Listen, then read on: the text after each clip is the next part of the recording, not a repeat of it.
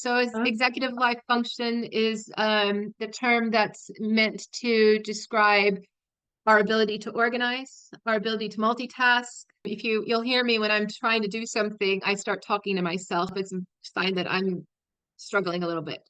But also emotional regulation. It's a part of, is seen as something that our executive life functioning skills manage our emotions for us. So people who are seen as being very sensitive or um, struggling with multitasking, we're those people who are seen as having poor executive life function skills. I can see another way of looking at all of this. I call it the circumference of awareness. So I imagine like a spyglass. And if you're thinking you're very stressed out, that you're under a lot of pressure, you start to see a very narrow lens.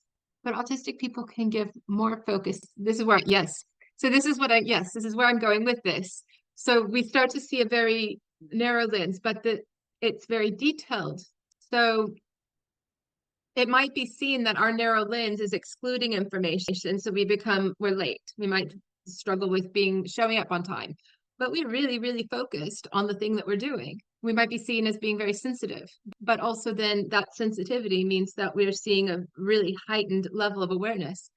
We're very sensitive to injustice, which means then that we have a very strong inclination towards justice. So there can be a deficit way of framing it, and that's often what's been done, is that it has been framed as a deficit. But I find that there's a lot of strengths, and this is not just something I say to be all sunshine and rainbows. I think that really there's a lot of strengths